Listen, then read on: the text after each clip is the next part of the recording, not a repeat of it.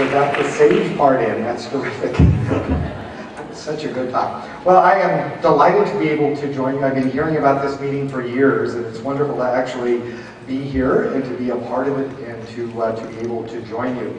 So what I'm going to do is to tell you about the U.S. medical eligibility criteria, and then we're going to go through a number of cases in how to apply them. However, whenever I give a contraceptive talk, I always acknowledge some of the people that I work with at the San Francisco General Hospital, where we're involved in quite a lot of contraceptive research. This is our bike team from the OBGYN department at San Francisco General. We ride in a fundraiser every year for multiple sclerosis. And we won the prize last year, not only for being second in fundraising, but the first prize for the best team name. So we are, that's our jersey, that's our actual jersey. And many more women who wear it rather than men, but I wear it proudly to be a part of the team menstrual cycles. And this year we actually came up with a new team model. A motto, rather. We are the best bike team, period.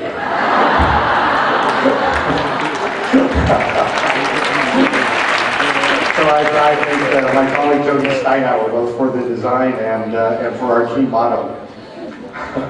Okay, so as I mentioned a moment ago, one of the most wonderful things to happen in contraceptive practice in the last few years in the United States is that we have become much more evidence-driven than we were in the past, primarily based on the publication of some new guidelines in the U.S. that have to do with contraceptive practice.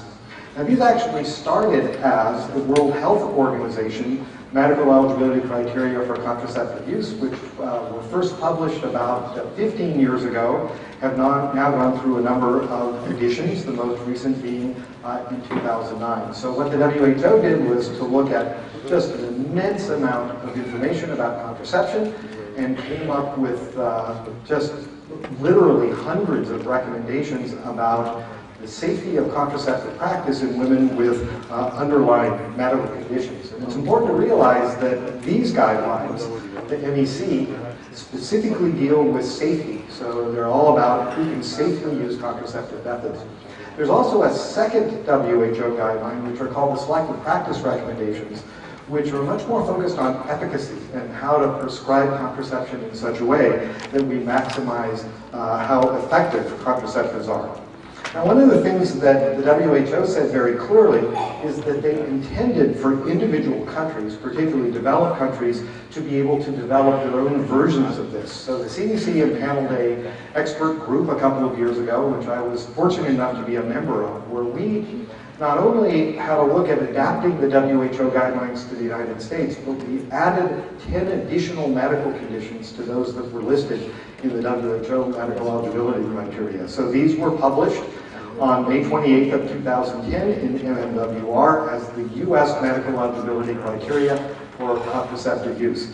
And by the way, they are immediately available to you just by Googling US MEC and being able to pull up not only the specific guidelines, but a number of tables that can easily be downloaded and printed and available in your office practice. More recently, the American College of Obstetricians and Gynecologists has adopted the U.S. medical eligibility criteria as being the blueprint that they recommend for obstetricians and gynecologists and the nurse practitioners and nurse midwives and PAs who do women's healthcare to be able to use these as well. So ACOG didn't develop their own. Instead, they simply endorsed the U.S. medical eligibility criteria and asked OBGYNs to use them. They specifically said that the recommendations are meant to be used as a source of clinical guidance and that we should always consider individual clinical circumstances whenever we make family planning decisions. And of course, what they really intended to say here is that these guidelines are intended to be tools and not rules, but they are the best we have in the United States for the evidence-based practice of contraception. Now, for those of you who don't use them every day, just to remind you a little bit how they're laid out, there are 4 different categories of safety. The first is category 1, where the interaction of a particular method and a particular underlying disease is felt to be so trivial that there is no restriction in contraceptive use and the patient should be able to use the method. Next is a category 2, where now there are starting to be a few harms, but the benefits are still more than the harms, so the advantages outweigh theoretical proven risks. And the only thing we do different for these patients is that we can prescribe the method, but they get a little bit more follow-up. The category 3 is now when the benefits and harms are in balance, or sometimes the harms are a little bit more than the benefits. However, the risk of pregnancy is still more than the risk of using the method. So you've seen 2 green lights so far. This one is sort of a yellow light, which says, okay, if you have no other choice, it's safer for the woman to use this method of contraception than it is for her to be pregnant. Go ahead and use it. But given the choice between a category 2 and a category 3, we'd always prefer to use a category 2 method. And then the last is category 4, where the risk of complications is so high that there's just an unacceptable health risk if the woman uses the method. And as you'll see, there are relatively few other category 4s, but when they exist, we consider that to be a contraindication to contraceptive use. So as I mentioned, I will present a number of studies to you, a little bit of background on why we made the decisions that we did, and then I'll show you a series of tables that tell you exactly what the U.S. medical eligibility criteria say about managing that particular patient. I started with headaches, knowing that the last talk of this meeting will be about headaches, but I will say that it is probably the single most common question that we get is about using combined hormonal contraceptives in women who have particularly migraine headaches and particularly migraine headaches with Bora. So I apologize if there is a little overlap, but I'm really going to be focusing on the interaction of the two here. So Ms. K is a married 22-year-old G2, P0, TAB2 woman who requests prescription of oral contraceptives. So her first 2 pregnancies were at 17 and 19 and occurred while using condoms. She stated that she has occasional sick headaches. You've probably heard that term. It's sort of a colloquial and old-fashioned term for migraine headaches. And recently, 2 of her migraines were so severe that she had to leave work. So here's a woman who's got migraine headaches, relatively young, but she also is quite interested in using OCs. So what do the guidelines say about that combination? Well, the first thing that the U.S. medical eligibility criteria remind us about is to try to tell the difference between migraine headaches and other kinds of headaches. And of course, the most common headache in women of reproductive age is tension headache. Almost 60% of reproductive age women have experienced tension headaches at one time or another. And here, as I give you these definitions, they are not part of the U.S. medical eligibility criteria. They come from the International Headache Society. So remember that tension headaches last for anywhere between a half hour all the way up to a few days at a time. They have to have at least 2 of a bilateral location, so usually on both sides of the head. They have a pressing or a tightening sensation in the neck and scalp. They don't pulsate in the way that a migraine headache does. They're mild and moderate intensity, and they're not made worse by physical activity. In addition, you have to have both of no problem with nausea or vomiting, which goes along much more with a migraine, and no more than one of either photophobia, so sensitivity to light, or photophobia, sensitivity to sound. So the thing to remember is usually this pressing, vice-like muscle contraction that happens in the scalp and in the neck. They have a tendency to be improved with sleep, analgesics, relaxation, and most importantly in this context, tension headaches are not associated with an increased stroke risk, and therefore there's really no interaction between tension headaches and either exogenous hormones or, for that matter, endogenous hormones. While women may have menstrual migraines, they usually don't have exacerbation of tension headaches with their menstrual periods. So this is one where we consider every method of contraception in women who have tension headaches to be acceptable. However, we've got to be able to differentiate that from migraine headaches, and particularly migraines with or without aura. So we take time to tell the difference between the two. The IHS, the International Headache Society, reminds us that in women who have migraines without aura, that those attacks last anywhere between 4 and 72 hours.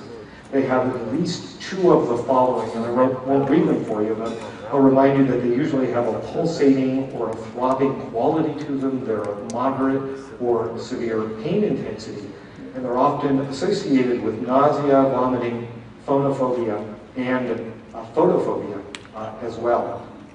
and not attributed to another reason for having the headache.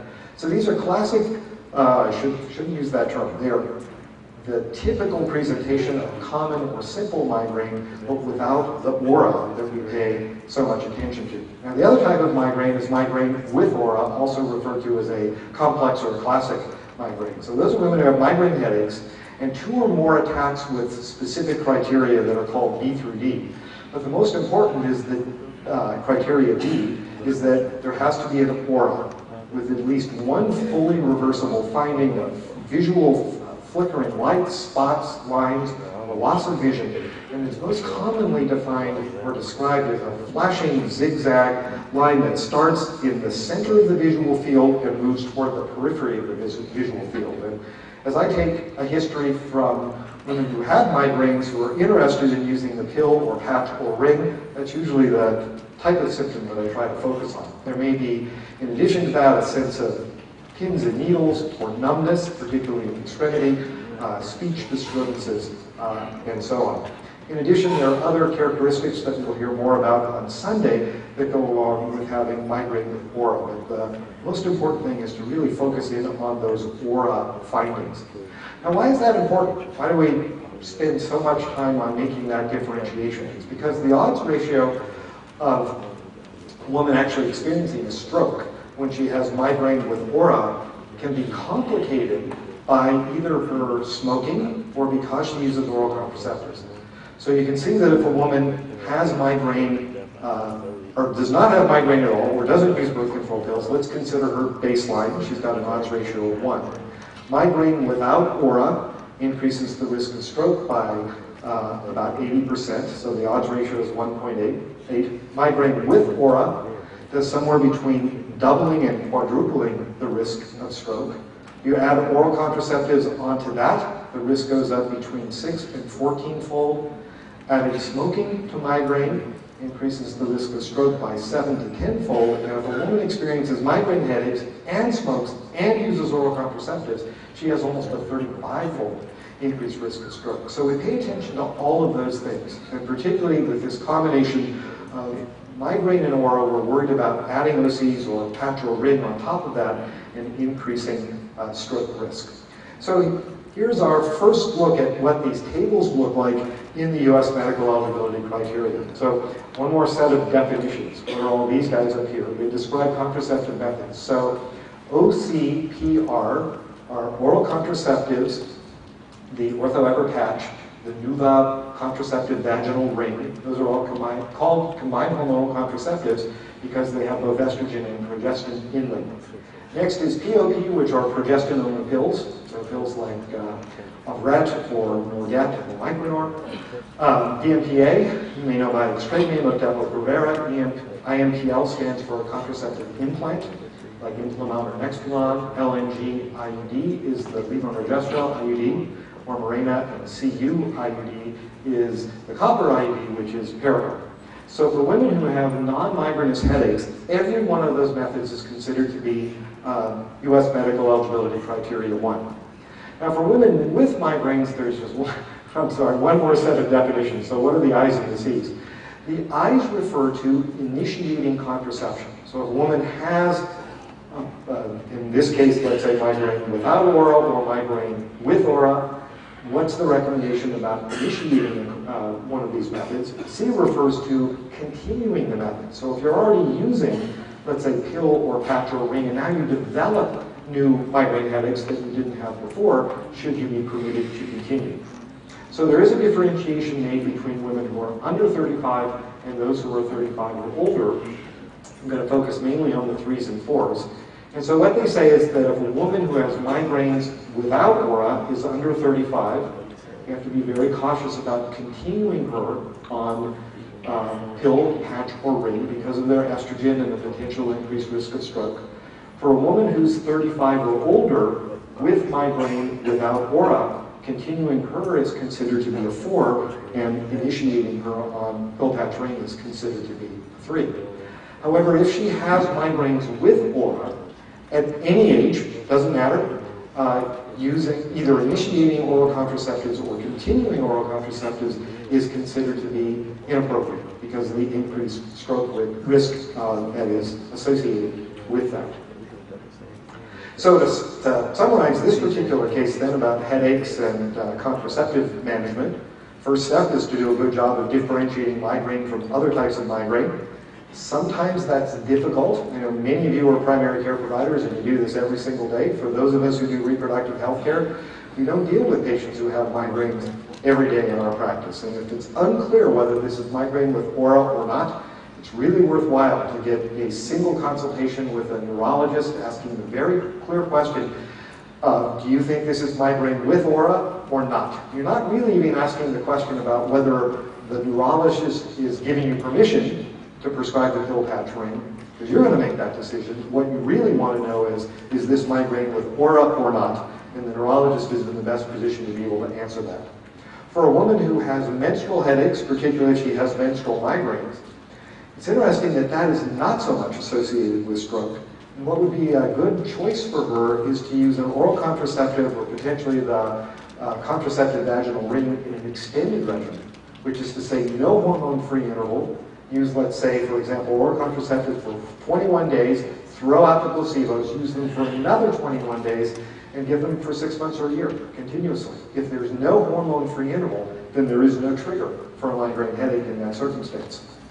So for combined hormonal contraception, again, pill patch ring, in women with migraines but without aura, choose a low estrogen dose product, because there are a range of different dosages with oral contraceptives.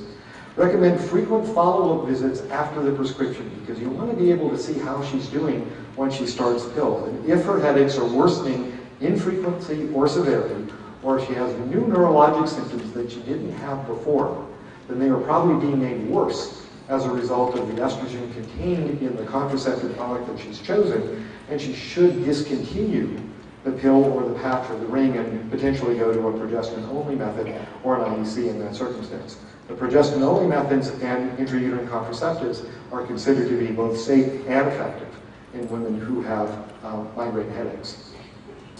Now let's switch gears and go to another condition that we're asked about quite frequently, and that is the use of hormonal contraceptives in women who are diabetics. So this patient is a 33-year-old G3P3 who had gestational diabetes diagnosed in her second pregnancy. Then after she delivered, she did not require insulin between her second and third pregnancy, but in her third pregnancy she required insulin, and that pregnancy was delivered 2 years ago. She's been now diagnosed as being a type 2 diabetic. She's taking metformin for that, but her sugars are not well controlled on metformin, and they're considering a switch to insulin because of her poor control. However, she's interested in using a hormonal method of contraception if possible. So here's a woman with type 2 diabetes, which is difficult to control, but nonetheless would like to be able to use a hormonal method that has estrogen in it. So what's the interaction between the two? We know that the progestin part of the pill or patch or ring may increase insulin resistance, but usually not to the point of a clinically significant increase in blood glucose. So they may edge up a little bit, but usually not in a clinically dangerous way. We're much more worried about the estrogen component, because as you heard earlier today, and I'm sure you knew before you came, that estrogen, particularly estrogen which is taken orally, less so systemically, causes an increase in clotting factors, which then increases the risk of thrombosis, both on the venous side and on the arterial side. So we worry about the estrogen that's in combined hormonal contraceptives increasing the risk of an arterial thrombosis in coronary arteries or renal arteries or peripheral arteries that have already been damaged by diabetic vascular disease. So combined hormonal contraceptives, pill patch ring, can be used in diabetics, but only if they do not have evidence of vascular disease. So as long as they don't have retinopathy in their eyes, nephropathy in their kidneys rather, peripheral vascular disease, or heart disease, then they are considered to be acceptable candidates for using an estrogen-containing method, despite the fact that they are diabetics. So to go through the U.S. medical eligibility criteria on this topic then, if a woman has a history of gestational diabetes, she only had diabetes during her pregnancy, but is now not a diabetic in the inter-pregnancy interval, every method is considered to be appropriate. And for some of you who are involved in doing prenatal care, you may remember the old studies which said that in women who are postpartum, it's best to stay away from DNPA and progestin-only pills. We don't believe that anymore. We now know that you can use any method safely in a woman who has a history of gestational diabetes. The second is women who have type 2 diabetes, or it could be type 1 diabetes, but they don't have vascular disease.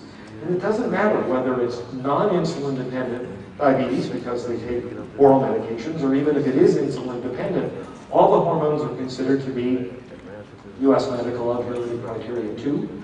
The copper IUC is considered to be category 1. The reason it's a 2 is because the progestin may trigger the need to sort of adjust the dose of her metformin or glyburide or whichever drug she's on to keep her diabetes under control. But she can still use the method. Next is diabetics who have kidney disease or eye disease or neuropathy. In that circumstance, using one of the estrogen-containing methods is somewhere between a 3 and a 4, depending on how severe their disease is. And then other vascular disease from diabetes or diabetes of longer than 20 years duration, they just kind of assume that those individuals are going to have some amount of vessel disease, and therefore it's better for them not to use pill patch ring. But they can use one of the progestin-containing methods as long as we make a point of keeping track of their sugar levels. So to summarize then about our management of diabetics who need contraception, once they're started on a method that has progestin in it, we may need to adjust their insulin dose or the dose of their oral hypoglycemic drug.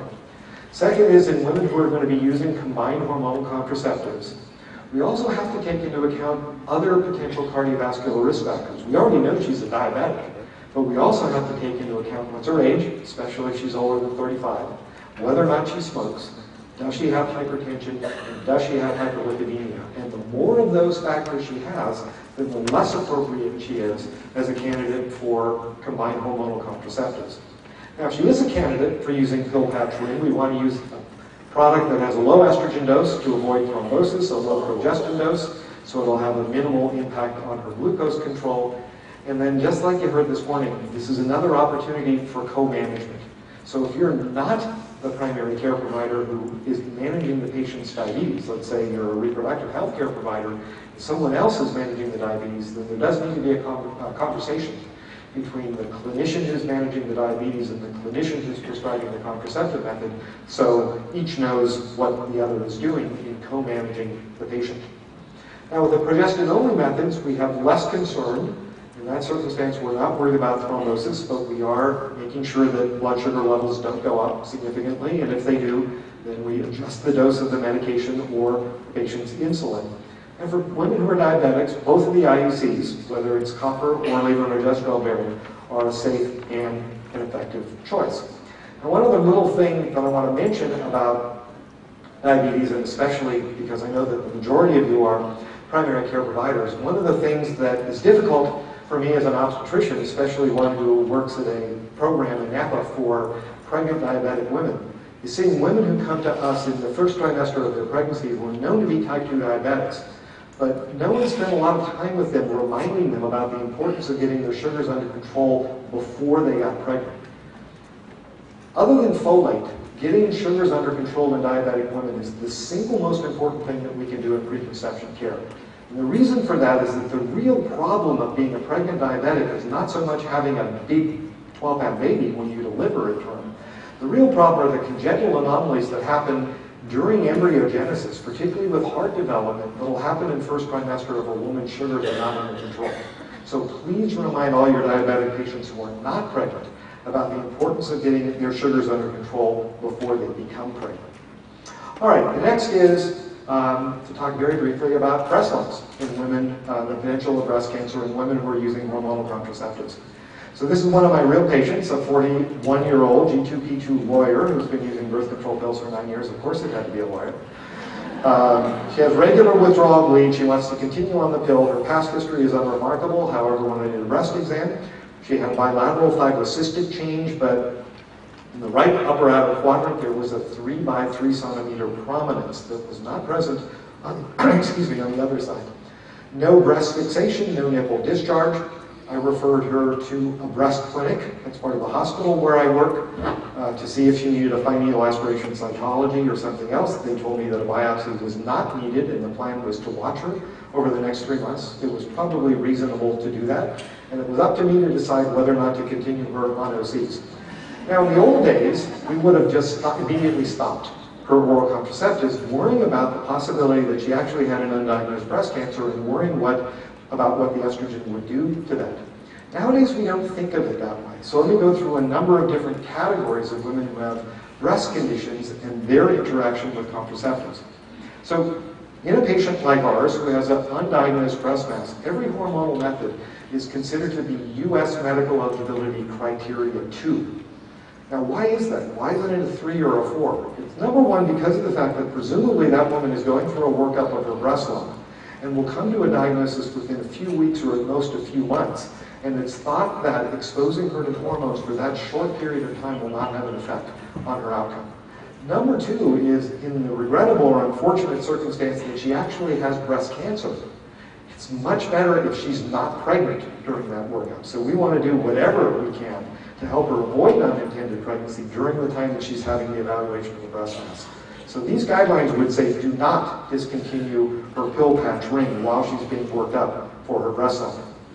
Another common question we get is, what about a family history of breast cancer? Even if a woman's mother or sister, first-degree relative, had breast cancer, does that have any impact on her ability to use the pill patch or ring? The answer to that is no. That every method is considered to be U.S. medical eligibility criteria 1.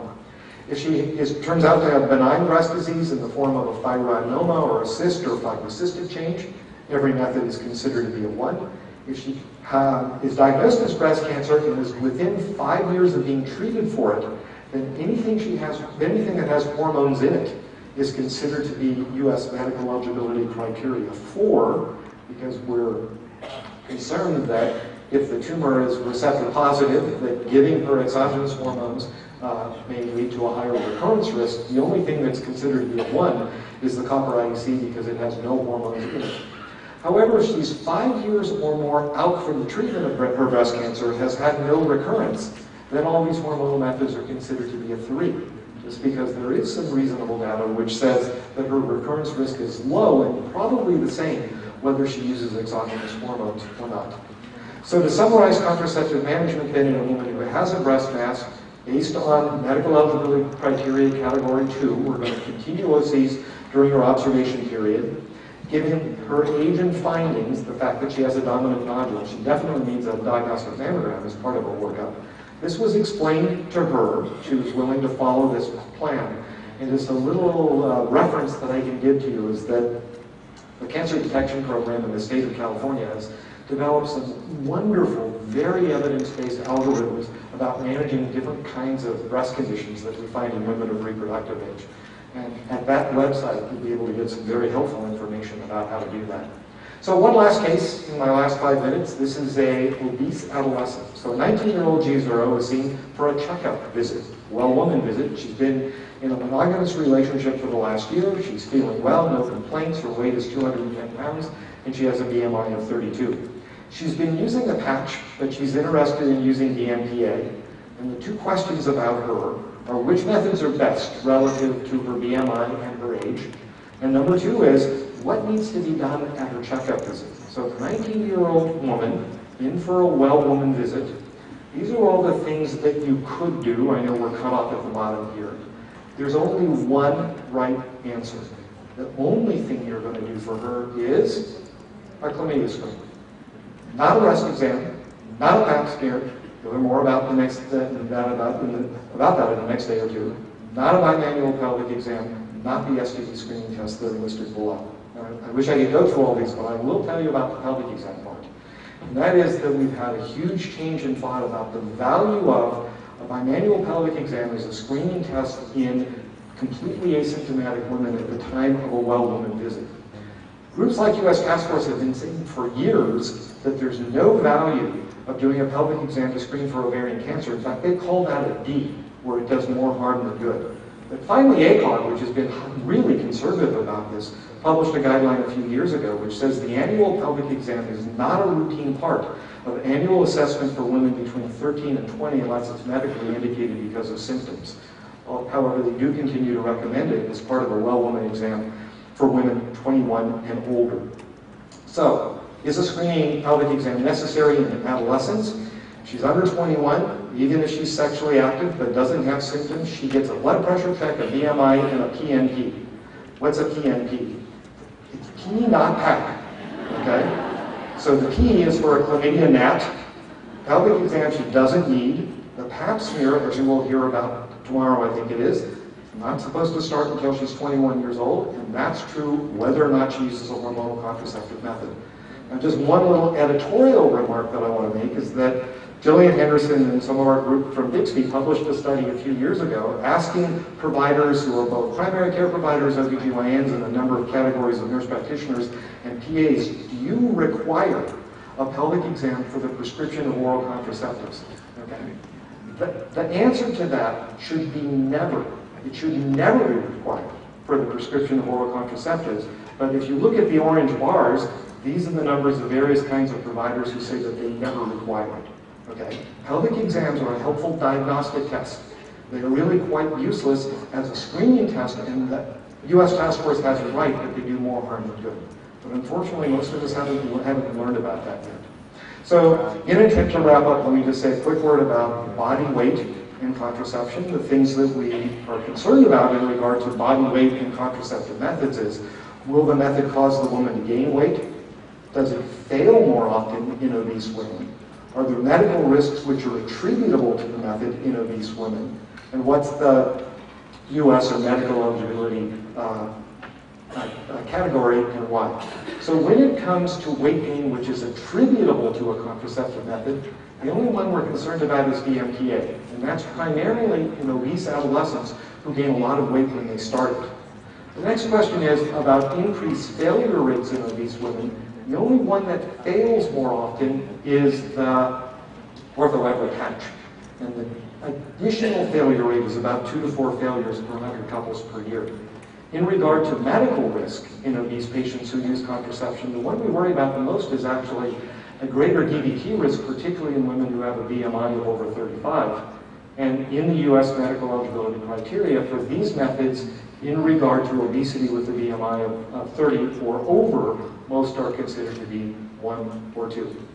Let me just skip this one and get to our very last part of the question, and that is, well, what about using an IUC, an intrauterine contraceptive, in this relatively young woman? And so when it comes to either using the levonorgestrel intrauterine system or the copper IUC, it's perfectly reasonable to use these methods in adolescents. The only reason that this is a 2 rather than a 1 is a slightly higher expulsion risk. And what's cut off at the bottom is mention of her parity. If a woman is nulliparous, has never had a term pregnancy, even then it's considered to be a 2. So last slide then is to say for this particular obese adolescent that DMPA is not an ideal choice for her because of the potential for individual weight gain. But if it is chosen, she needs a baseline weight and then to recheck 6 months later. All methods work as well in obese women as they do in average age women, with the exception of the ortho-ever patch where there is a drop-off. The efficacy of emergency contraception goes downhill as women are heavier, and IUCs and implants are an excellent choice for adolescents, for obese women, and for obese adolescents, as in the patient you just saw. So I'll wrap it up there, and let's take some questions and answers before we have a break.